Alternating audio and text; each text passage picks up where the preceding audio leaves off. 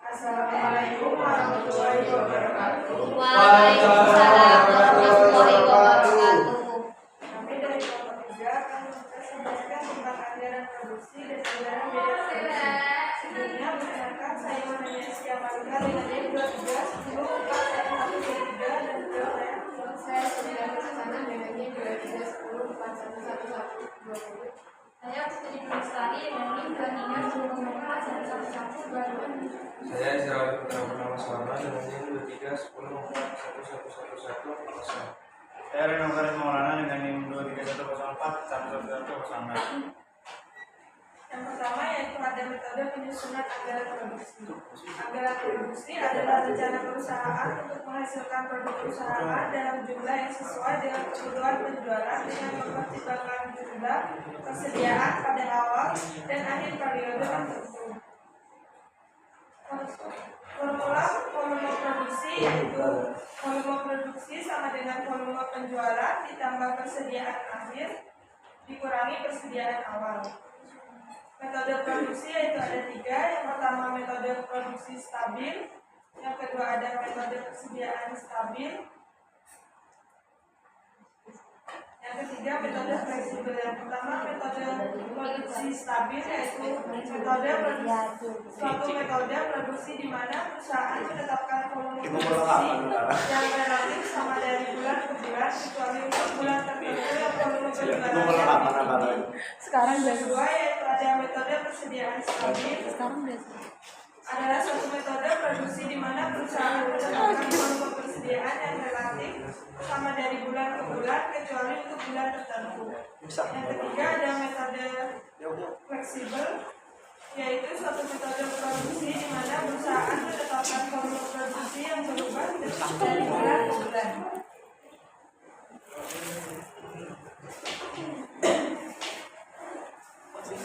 Selanjutnya yaitu anggaran biaya bahan baku. Penetapan anggaran biaya bahan baku ditentukan oleh kebutuhan bahan baku dari setiap unit produk yang dihasilkan perusahaan. Dikalikan dengan volume produksi sehingga ditemukan volume total bahan baku untuk periode tersebut. Kebutuhan total bahan baku yang diproduksi tersebut ditambah dengan persediaan bahan baku yang diinginkan pada akhir periode tersebut dan dikurangi dengan persediaan bahan baku yang direncanakan pada awal periode. Dari penjumlahan dan pengurangan tersebut akan diperoleh volume bahan baku yang direncanakan untuk dibeli dibandingkan dengan harga bahan baku per unitnya akan diperoleh nilai pembelian bahan baku yang direncanakan. Anggaran biaya tenaga kerja. Anggaran biaya tenaga kerja merupakan rencana pembayaran biaya tenaga kerja di dalam suatu periode tertentu yang dibutuhkan untuk memproduksi seluruh produk yang direncanakan di dalam suatu periode tertentu.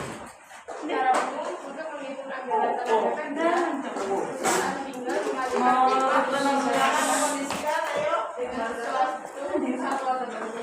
Satuan yang digunakan untuk menghitung dasar penetapan pembayaran tenaga kerja tersebut disebut tarif biaya tenaga kerja. Biaya tenaga kerja, tarif per jam kerja. Dengan metode ini, perusahaan tinggal menghitung taksiran kebutuhan jam kerja keseluruhan yang dibutuhkan untuk memproduksi seluruh produk perusahaan dalam volume yang direncanakan. Jika pembayaran ditentukan berdasarkan jam kerja, maka tinggal dihitung taksiran jam kerja yang diperlukan untuk menyelesaikan satu unit produk. Dibandingkan dengan tarif per jamnya. Hasil pembelian itu akan menghasilkan biaya tenaga kerja per unit produk. Volume produksi dikalikan dengan biaya tenaga kerja per unit produk akan menghasilkan biaya tenaga kerja total. Biaya tenaga kerja, tarif per hari kerja. Jika pembayaran biaya tenaga kerja ditetapkan berdasarkan hari kerja, maka harus dihitung hari kerja dalam 1 bulan atau 1 tahun. Dikalikan dengan jumlah tenaga kerja keseluruhan. Hasil perkalian itu merupakan biaya tenaga kerja yang dianggarkan untuk memproduksi seluruh produk dalam 1 periode. biaya tenaga kerja, tarif per unit produk. Jika pembayaran tenaga kerja ditetapkan berdasarkan unit produksi yang dihasilkan, maka tinggal dihitung tarif upah per unit produksi. Dikalikan dengan volume produksi total. Hasil perkalian tersebut merupakan biaya tenaga kerja total dalam periode tersebut. Anggaran biaya overhead. Anggaran biaya overhead adalah seluruh biaya produksi selain biaya bahan baku dan biaya tenaga kerja yang direncanakan akan dibayarkan dalam satu periode tertentu. Biaya overhead mencakup 3 kelompok biaya, yaitu biaya bahan penolong, biaya tenaga kerja penolong, biaya pabrik lain. Anggaran biaya bahan penolong, biaya bahan penolong yaitu biaya yang dikeluarkan untuk bahan-bahan yang dibutuhkan dalam suatu produk, tetapi bukan merupakan komponen utama dari suatu produk. Misalnya, benang dan kancing di dalam perusahaan produksi pakaian, paku, cat, pelitur di dalam perusahaan produsen mebel. Anggaran biaya overhead tenaga kerja penolong. Biaya tenaga kerja penolong adalah gaji atau upah untuk membayar para pekerja yang terlibat dalam proses produksi, tetapi tidak secara langsung berperan di dalam proses menghasilkan produksi tersebut. Misalnya gaji satpam dan karyawan bagian kebersihan pabrik. Anggaran biaya overhead fabrikas lain. Biaya fabrikas lainnya adalah biaya overhead selain biaya bahan penolong dan tenaga kerja penolong. Biaya yang berkaitan erat dengan peralatan fasilitas pendukung produksi. Biaya ini mencakup biaya depresiasi mesin pabrik, biaya depresiasi bangunan pabrik, biaya listrik pabrik, biaya air pump pabrik, biaya telepon pabrik, dan sebagainya. Selanjutnya itu tarif dan manfaatnya. Tarif biaya overhead adalah biaya overhead yang ditetapkan sebagai dasar menghitung biaya overhead per unit produk. Jadi tanpa menetapkan tarif biaya overhead, maka perusahaan tidak akan dapat menghitung biaya overhead dan biaya produksi per unit produknya. Dalam menentukan tarif biaya overhead, perusahaan dapat menggunakan dasar jumlah jam kerja, jumlah jam kerja langsung, jumlah jam kerja mesin, volume produk yang dihasilkan. Selanjutnya ada fungsi tarif biaya overhead. Fungsi dari penentuan tarif biaya overhead adalah untuk menghitung anggaran biaya produksi atau anggaran harga pokok produksi per unit produk. Tanpa menentukan tarif biaya overhead, maka perusahaan tidak akan dapat menghitung biaya produksi per unit produk. Mungkin cukup sekian presentasi dari kelompok kami. Apakah ada pertanyaan? Iya, sebenarnya. Assalamualaikum warahmatullahi wabarakatuh. Waalaikumsalam warahmatullahi wabarakatuh. Saya Faisal Katsi Sukmawati dengan NIM 2310411119. Menurut Anda, di sana kan terdapat anggaran biaya tenaga kerja ya. Nah, menurut Anda pembayaran tenaga kerja yang paling efektif bagi perusahaan, apakah biaya per jam saat bekerja, atau biaya pekerja dihitung sehari pada saat bekerja, atau biaya tenaga kerja dihitung per unit produk? Terima kasih.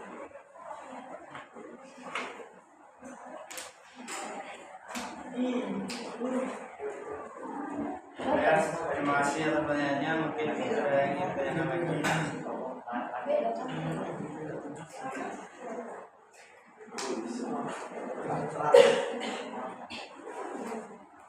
Saya Dita Ningtyas Trisnawati dengan NIM 2310411101. Pertanyaannya, bagaimana cara perusahaan menangani fluktuasi harga bahan baku, biaya tenaga kerja, dan biaya overhead pabrik yang dapat mengaruhi biaya produksi?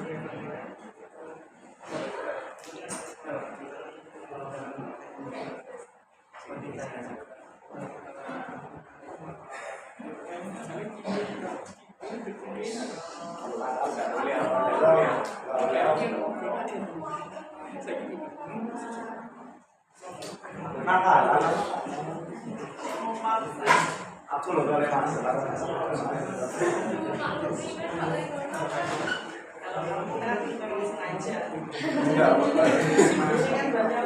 Bisa diulangi.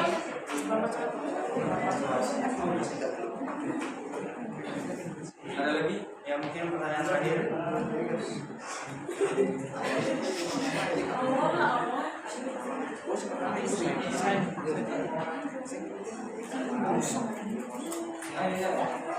Ayubi. Ayubi.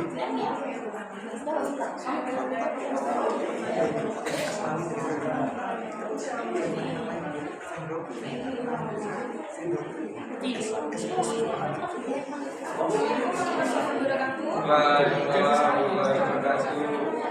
Saya di sini menanyakan, dari anggaran biaya overhead terdapat 3 macam, yaitu biaya penolong hingga prioritas lain. Menurut kalian dari ketiga biaya tersebut, apakah ada hal-hal yang perlu ditambahkan hingga yang dikurangi? Berikan alasannya. Terima kasih. Oke, terima kasih pertanyaan yang akan tampung. Terima kasih.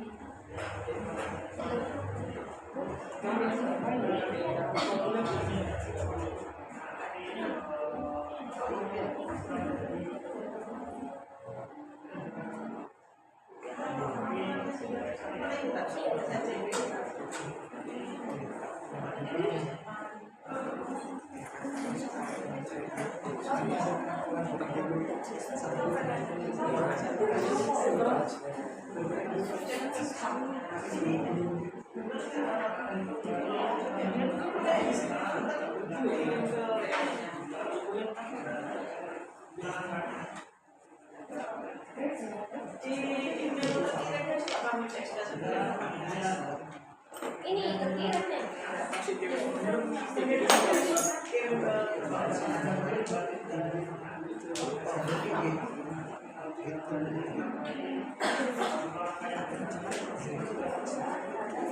Jawab pertanyaan Anda yang kedua, yaitu Anda berapa dari 2, 3.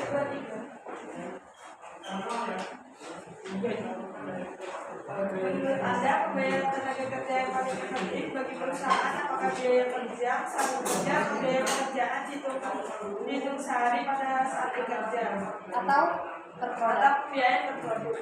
Pemilihan metode pembayaran tenaga kerja yang paling efektif itu sangat tergantung pada beberapa faktor, seperti jenis pekerjaan, tingkat produktivitas karyawan, struktur organisasi perusahaan, dan tujuan bisnis yang ingin dicapai. Seperti biaya per jam itu, masing-masing metode pembayaran itu memiliki kekurangan sama kelebihan masing-masing. Kalau biaya per jam itu kelebihannya fleksibel untuk pekerjaan dengan durasi yang bervariasi, mudah dihitung dan transparan bagi karyawan. Kekurangannya yaitu tidak selalu mendorong produktivitas karena karyawan cenderung bekerja sesuai dengan waktu yang telah ditentukan. Kalau biaya per hari itu kelebihannya lebih sederhana dalam perhitungan dan dapat memberikan insentif bagi karyawan untuk menyelesaikan tugas dalam 1 hari. Kekurangannya itu kurang fleksibel untuk pekerjaan yang tidak dapat diselesaikan dalam 1 hari. Kalau biaya per produk itu kelebihannya sangat efektif dalam mendorong produktivitas karena karyawan akan termotivasi untuk menghasilkan lebih banyak produk agar mendapatkan penghasilan yang lebih tinggi. Kekurangannya yaitu sulit diterapkan pada semua jenis pekerjaan, terutama pekerjaan yang tidak menghasilkan produk fisik. ada faktor-faktor yang perlu dipertimbangkan, yaitu seperti jenis pekerjaan yang bersifat fisik dan membutuhkan tenaga lainnya mungkin lebih cocok dengan sistem pembayaran per hari atau per produk, sedangkan pekerjaan yang lebih bersifat mental dan membutuhkan konsentrasi tinggi mungkin lebih cocok dengan sistem pembayaran per jam. Yang kedua yaitu ada faktor tingkat produktivitas karyawan. Jika karyawan memiliki tingkat produktivitas yang tinggi, sistem pembayaran produk dapat menjadi pilihan yang baik. Namun jika tingkat produktivitas karyawan cenderung rendah, sistem pembayaran per jam atau per hari mungkin lebih sesuai. Faktor struktur organisasi perusahaan, yaitu perusahaan dengan struktur organisasi yang kuat dan memberikan otonomi yang tinggi kepada karyawan mungkin lebih cocok dengan sistem pembayaran produk. Sedangkan perusahaan dengan struktur organisasi yang hierarkis mungkin lebih cocok dengan sistem pembayaran per jam atau per hari.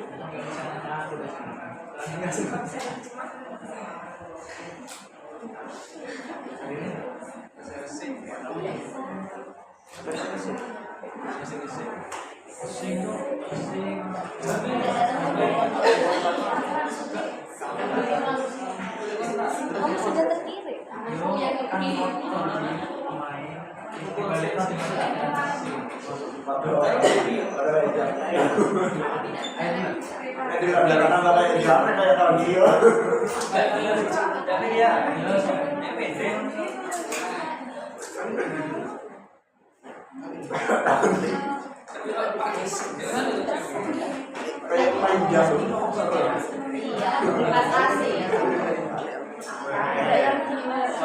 Yang penting ini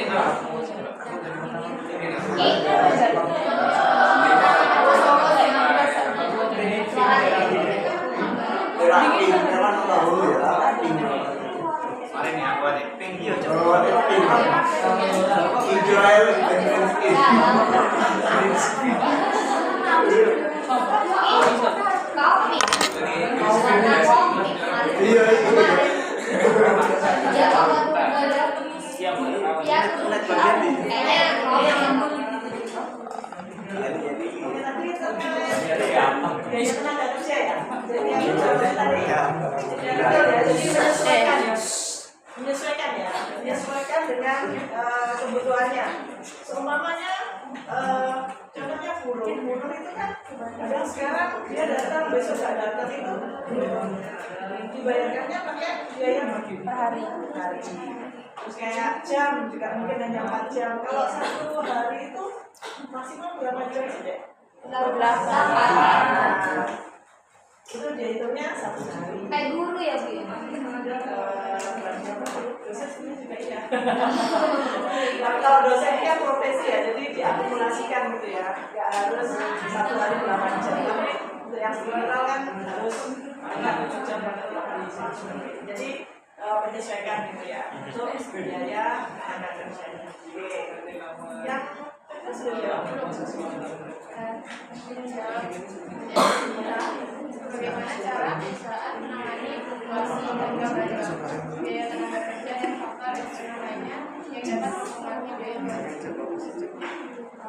Perusahaan itu dapat menangani fluktuasi harga barang, biaya tenaga kerja dan faktor eksternal dengan cara melakukan perencanaan anggaran yang fleksibel. Tentunya itu melakukan perencanaan jangka panjang untuk menguji harga, menggunakan strategi pengelolaan risiko seperti hedging, meningkatkan efisiensi produksi, serta melakukan diversifikasi sumber pasokan dan tenaga kerja untuk mengurangi ketergantungan pada satu sumber. Kan tadi juga sudah dijelaskan ada biaya fleksibel gitu ya. Jadi si perusahaan itu menetapkan produksi dan kira-kira ada perubahan nggak dari bulan ke bulan. Nah itu kan yang dimaksud dengan biaya fleksibel gitu. Jadi bisa berubah. Berapa nih kan?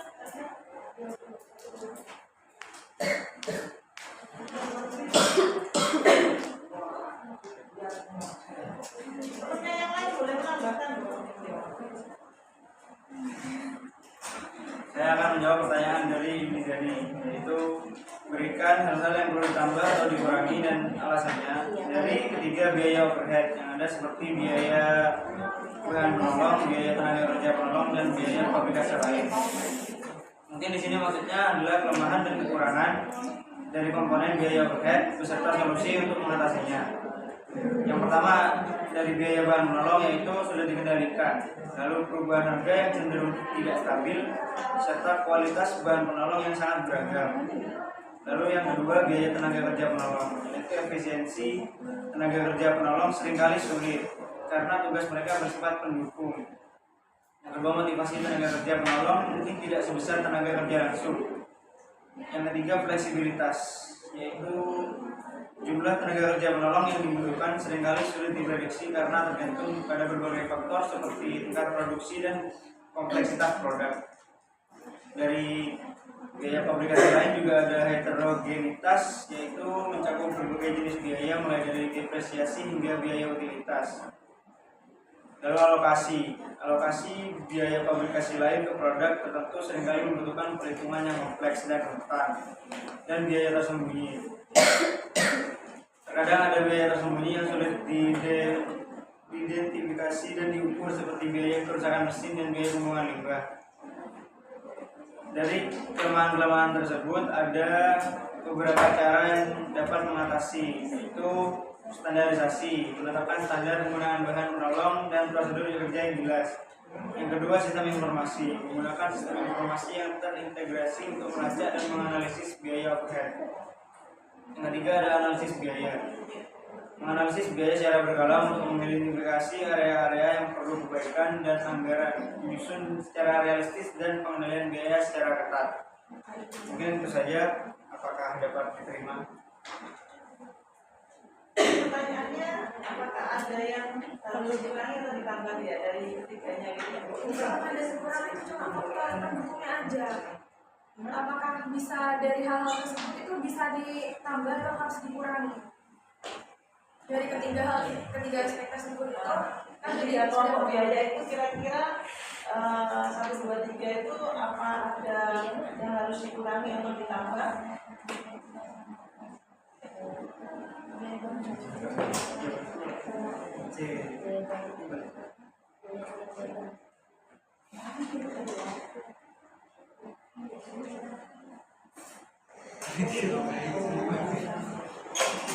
Kalau secara logika itu kalau biaya penolong itu nggak mungkin dikurangi gitu ya, malah apalagi namanya overhead gitu ya. Kalau bisa malah tambah gitu kan ya. Agar apa ya, namanya aja penolong, jika ada kebutuhan sewaktu-waktu itu bisa tercukupi gitu ya. Dadarkan gitu ya. Gitu ya. Terusan berapa? Pinnya yang jawab? 106. 106. Rino ya.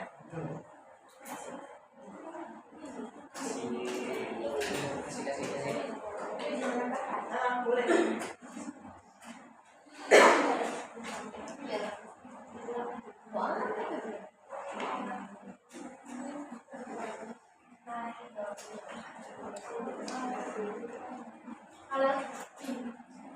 Menambahkan alasan untuk menambah biaya overhead. Yang pertama yaitu investasi untuk pertumbuhan. Menambah biaya overhead untuk kegiatan seperti pemasaran, riset, pengembangan atau perekrutan karyawan baru dapat mendukung pertumbuhan bisnis jangka panjang. Yang kedua, peningkatan efisiensi. Investasi dalam teknologi baru atau pelatihan karyawan dapat meningkatkan efisiensi produksi dan mengurangi biaya overhead dalam jangka panjang. Yang ketiga yaitu peningkatan kualitas produk atau layanan. Menambah biaya untuk bahan baku yang lebih berkualitas atau layanan pelanggan yang lebih baik dapat meningkatkan kepuasan pelanggan dan daya saing perusahaan.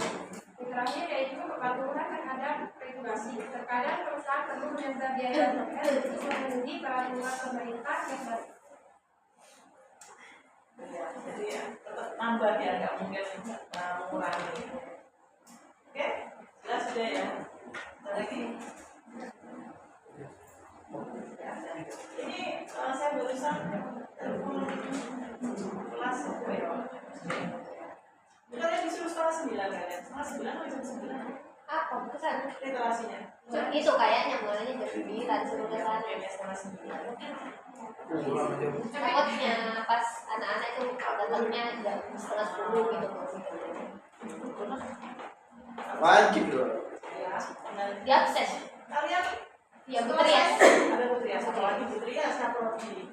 Kan dikasih Dapat makan enggak? Dapat konsumsi. Nasi Pak Bu. saya gue nggak mungkin lah apa kamu cuma keluar.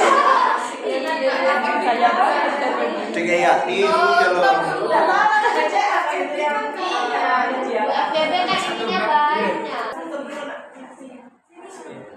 Sekian presentasi dari kelompok kami. Alangkah baiknya untuk meminta maaf atas kesalahan. Kurang lebihnya mohon maaf. Terima kasih. Wassalamualaikum warahmatullahi wabarakatuh. Waalaikumsalam warahmatullahi wabarakatuh.